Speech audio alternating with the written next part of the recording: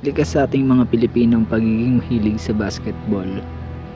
Kaya nga nakikita natin sa bawat kanto dito, iba't ibang klase ng basketballan. May whole court, may half court. Maraming na-inspired sa pagbabasketball.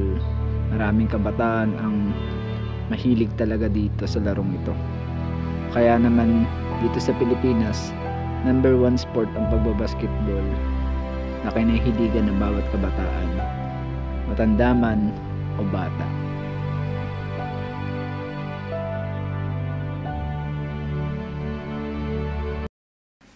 Paggising mo pa lang ng umaga, makikita mo na agad ang mga batang ito. Bit-bit yung kanilang lumang bola at maglalaro ng basketball, lalo na kapag walang pasok. Normal na yan dito sa Barangay Bukana na Cebu, Batangas. Maghapon na silang naglalaro. Baon yung pangarap na baka one day makapaglaro sila sa magandang basketballan at makilala nila ang kanilang mga idolo sa larangan ng pagbabasketball.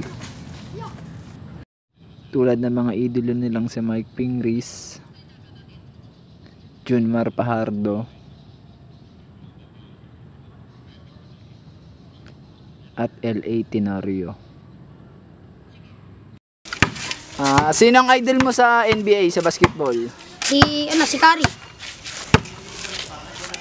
Sa PBA, sino ang idol mo? Si Finis. Sino? Sino mo pala yan? Pingris? Yes, si Pingris. Si Mark Pingris. Bakit gusto mong pagbabasketball? Kasi sarap maglaro. Pag tumitira ka, gaganahan ka. Anong pangarap mo? Gusto mo maging professional basketballista? Many hours later. So yun nga mga kalokis, at may nagbigay sa atin ng bola ngayon para sa mga bata na dito sa pakita mo yung basketball natin dyan. Ito yung mini basketball namin. So yun nga, may nagbigay sa atin ng pambili ng bola. And kung papalarin man tayo makakuha ng sponsor ngayong magki-Christmas, ay magpapaliga tayo sa mga bata. Ayos ba yan? Ayos ba? Ito yung mga batang player dito, mga basketball. So ngayon, isa na natin ang laro. Sino yung idol mo sa NBA? Kobe Bryant? Kobe Bryant. Ayan sa PBA, sino yung idol mo? Si Tenorio. Yun si Tenorio. Sino? Tenorio. L.A. Tenorio. Taga rito yun. Alam niyo bang si taga rito si L.A. Tenorio? Nasugbo yun. Bakit gusto mo magbabasketball? Dahil pwede rin ako din yumaman at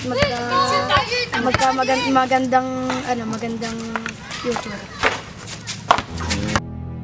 Hindi masamang mangarap basta porsigido kang maabot ito. Tiyaga, sakripisyo, at pananalig sa nasa itaas. Yan ang mga susi upang maabot mo ang iyong mga pangarap. At mas masarap abutin ang pangarap kapag ito'y iyong pinaghirapan.